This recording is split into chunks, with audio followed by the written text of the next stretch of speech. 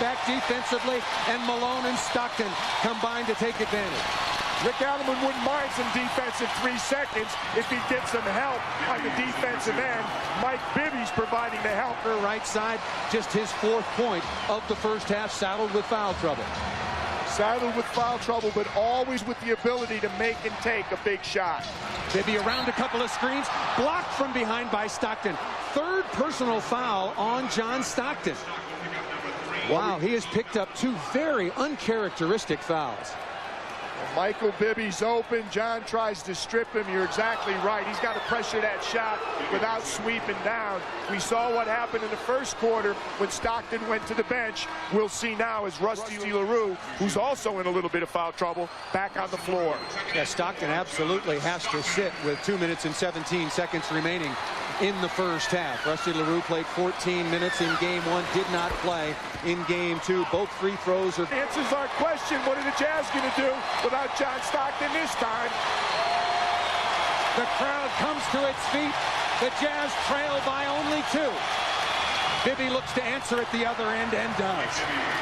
Mike Bibby with a brilliant quarter, a deuce in the paint, 22% from the field. And Peja Stojakovic has yet to show up today. Mike Bibby filling in the hole, ain't no question about it. Starting to correct myself, but I'd run out of time.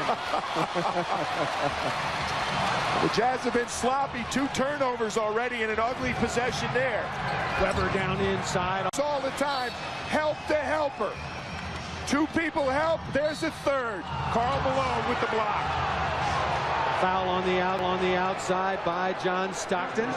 His 4th personal foul as Mike Bibby will get to the free throw line. Bibby and Weber, the only players getting it done offensively for the Sacramento Kings. The no call that had Rick Adelman upset was this aggressive screen by Jarrett Collins.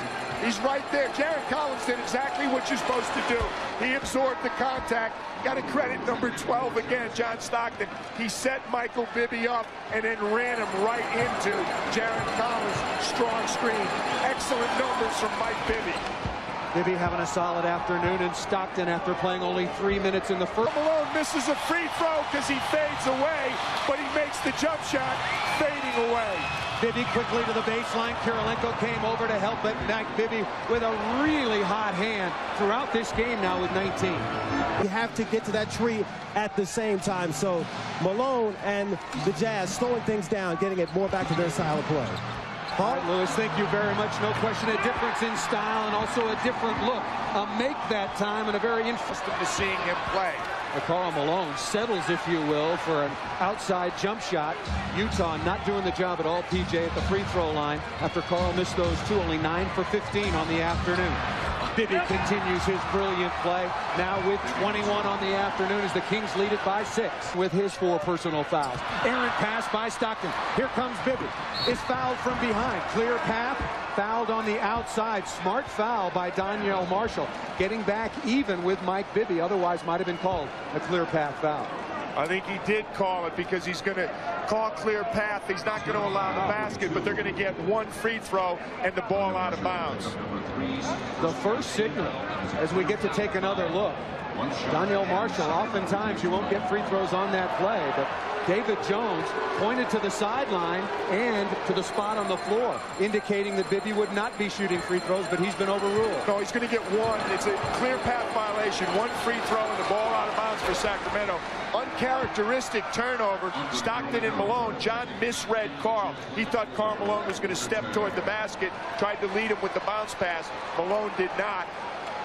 Resulted in a trip the other way for the Kings. John Stockton's in another steal.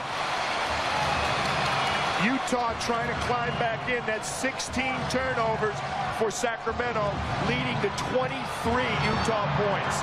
How do you leave Peja Stojakovic alone for a 3-point shot? He makes you pay. 2, the Jazz lead it inside of 2 minutes to play, 82-80. Last 6 trips coming up empty. 1 point in almost 6.5 minutes. Good backdoor cut. Bibby with the play, but give the assist to Doug Christie. 12 turnovers. Bibby runs over Stockton, who's called for the block, and Jerry Sloan is beside himself, almost running into the locker room. Wow, that's a big call. Jerry Sloan thought that was Sacramento's 13th turnover of the second half. The referee, David Jones, did not agree with Sloaney. So Michael Bibby will get to the free throw line. Leading scorer for the Sacramento Kings. With 24, he nails the first.